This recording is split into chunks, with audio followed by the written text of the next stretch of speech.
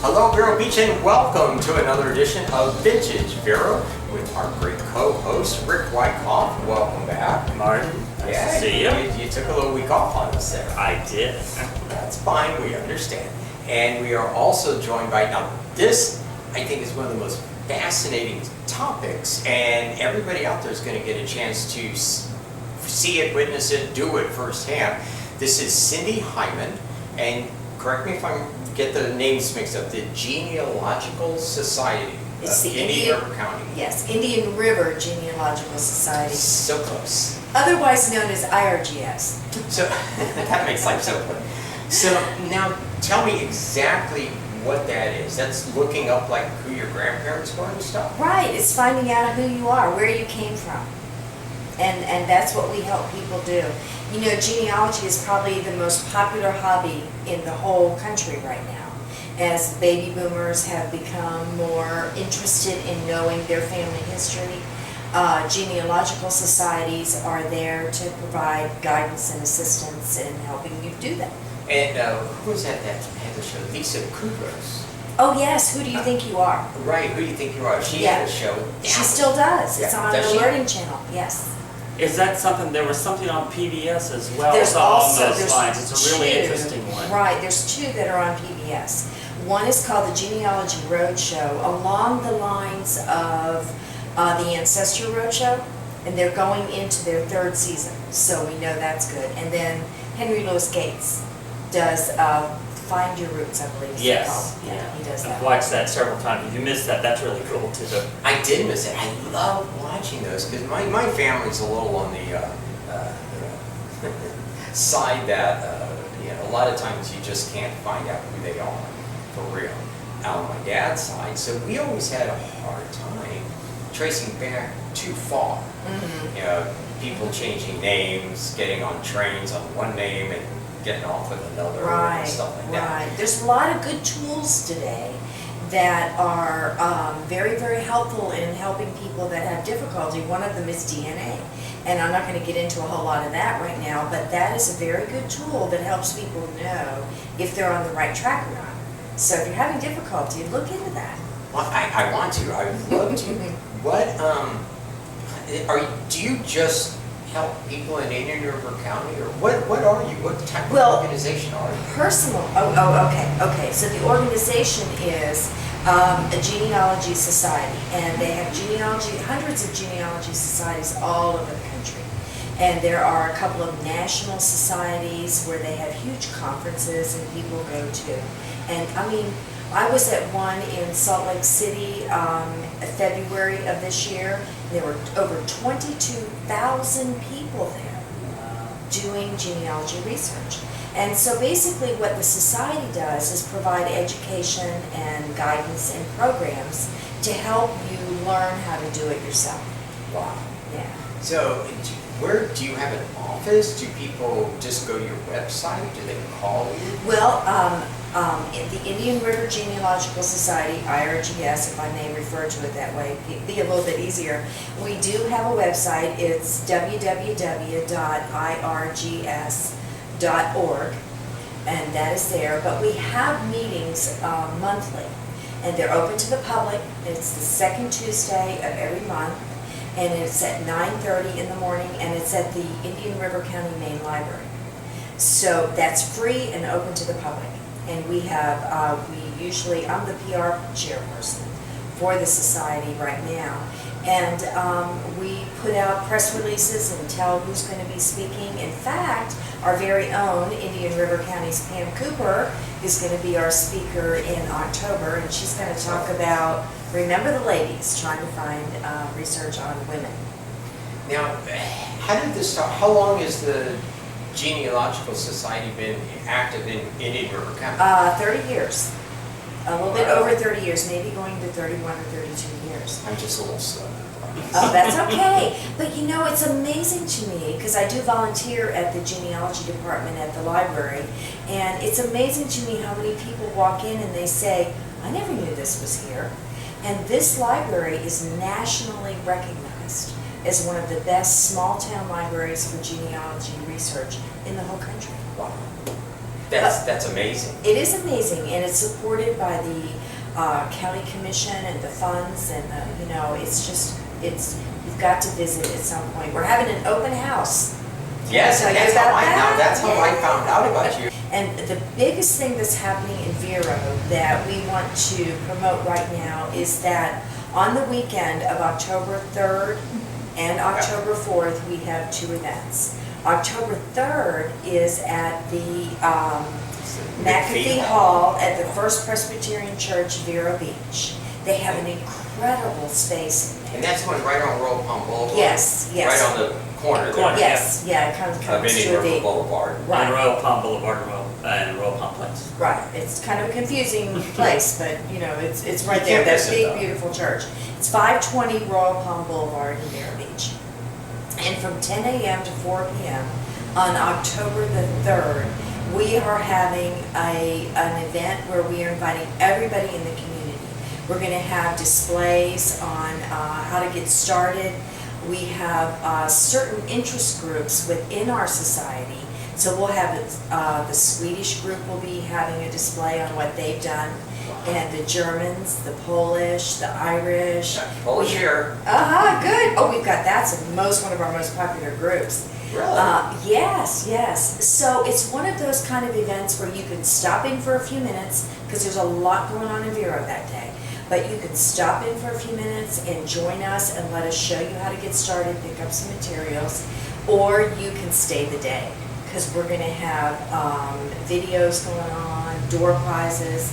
It's so exciting. Very exciting.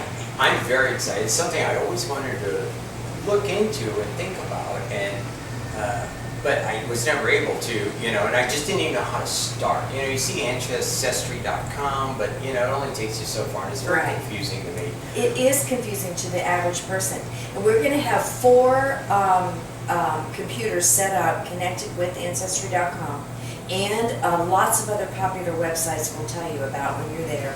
And you can sit down with one of these people at our beginners area, and they'll get you started.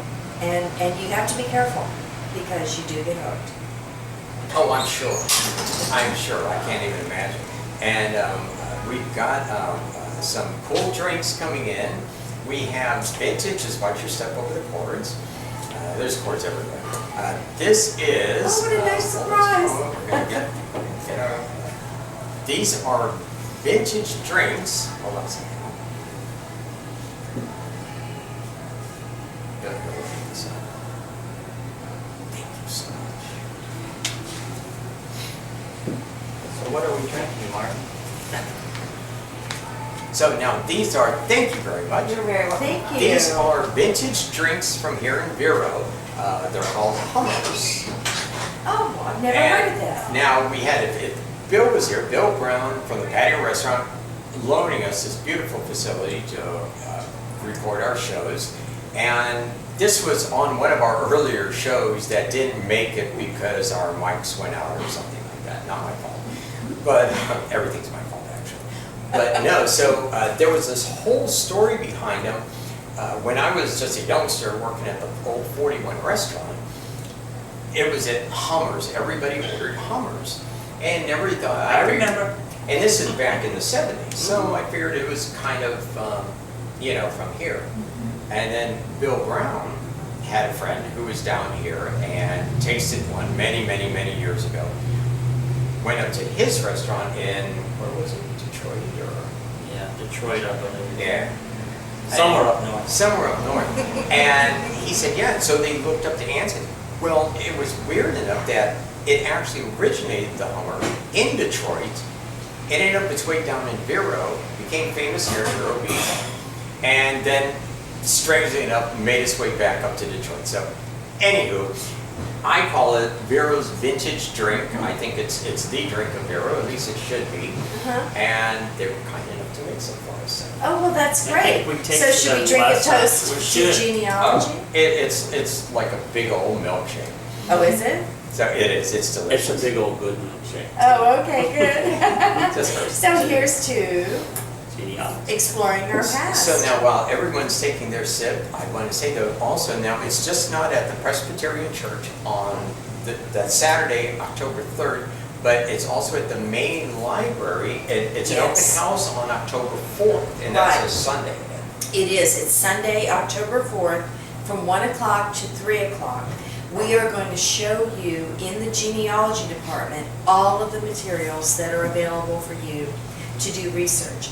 You know, some of the subscriptions or some of the online databases there's a fee for, but everything is free if you come to the library. And in the genealogy department, we have 7 dedicated computers that we can help you, and there's always volunteers and somebody there to help you research, and so you can do that right there. How exciting is this? Rick, have you ever done that? Well, my daughter went back onto Ancestry.com, of course. Paid a couple of bucks to figure it all out. So Right. yes, I knew nothing about my family's heritage other than my grandfather came to Indian River County in 1929. So Right you know. after the county was. That's Yes, why Rick's yes. here. He's our so I've lived here pretty vintage. much my whole life. Wonderful. And kind of know a lot of folks, but anywho, it's amazing. You know, my last name is Wyckoff, spelled W-Y-K-O-F-F.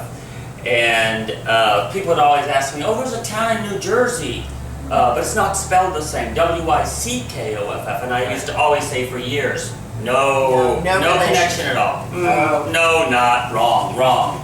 Huge connection. Really? I'm Dutch because it's W-Y-C-K-O-F-F. And yes, my great-great-great-grandfather founded that, came over from the Netherlands and founded that little town in New Jersey. I mean, way back, like 1750 or something like that. Wow, that's so So, I exciting. mean, that is the coolest thing about genealogy is, you know, it's like, well, I didn't know that. Are you kidding me? Well, So that's what really turns me on about it. Exactly, and you know, that's one of my favorite things. In fact, I think it's my tagline on my email right now is, to know who you are, you must know where you come from. Oh, absolutely. And that's my favorite thing. And the rule number 1 in genealogy is forget the spelling. Because It changes. Yes, Right. yes. We use the census material a lot to start genealogy research. And one of the things on there is that the spelling is different every 10 years when they did it. So I always say, our ancestors, they were asked, can you read and write? Nobody asked them, could they spell? Right. Yeah, because one of my grandfathers, 3 or 4 or 5 generations ago, Benjamin, I remember that name from my daughter, he's the one who changed the spelling for his little branch on the tree to W-Y-K-O-F-F. Others kept it W-Y-C-K, and others made it W-Y-C. So it's Oh, just right. fascinating. You're Right. like, wow, you didn't know that. That's May I share just a little Sure. story about You the can. spelling? Absolutely. I have my 2nd great-grandparents and my 3rd great-grandparents from Pennsylvania, buried in 2 completely different cemeteries. The husband is buried as John Hineman, H-I-N-D-M-A-N. His wife is right next to him, Mary Hineman, H-I-N-E-M-A-N. And that happened with their son as well. They have 2 different names for the husband and the wife. So believe me, Wait, when Was you one see maybe the... like a masculine spelling and one a feminine No, spelling? it's just, they Or read some my Bible. clerk somewhere may have Yeah. wrote it down wrong It's in how the they- census. They're and that's- chiseling on that tombstone. They're like, oh, I'm not redoing this. Exactly, it depends on who wrote the order for them to do it. It's- And my grandfather, in his own handwriting on his marriage license, spelled the name Hineman 3 different ways. So definitely remember, if you've got He was on the that. run from somebody. You just know it. Hey, thank you so much for coming in. Thank you to the Patio Seafood Tavern for our delicious facility, delicious drinks and wonderful facility. Thank you all for coming in. Now, tell us one more time, right there, tell us one more time where we can go to this event. Okay, on October 3rd from 10 a.m. to 4 p.m., you can meet us at the First Presbyterian Church at 520 Royal Palm Boulevard. And we will have all kinds of displays and help you get started on your family history. And then to find out about the treasures we have in the genealogy department at the library, join us on October 4th from 1 to 3 p.m. at the Indian River County Main Library, 1600 21st Street in Vero Beach. Thank you so much for coming in. Thank you, Rick. For No another problem, event. excellent. Very interesting, and I'm going to go to this event. I'm going to start looking at my ancestry. If nobody comes and whacks me for digging too far, Okay. we're going to have you back on the show. Oh, I'd love to. And we'll kind of talk through, how we got as far back as we could go, because eventually it goes fairly soon over to Europe and to Poland. Right, crossing the pond, as they say. Yeah, and that's like, my name basically in Polish means, in most languages, means washwoman, so. Really? Oh, that's Yeah. interesting. Yeah, Well, I'd but- love to come back. I'd love to come back and talk to you more. Very exciting. Thank you so much, and thank you for tuning in for another episode of Vintage Vero. This is Mark Lavender, and we'll catch you all next week.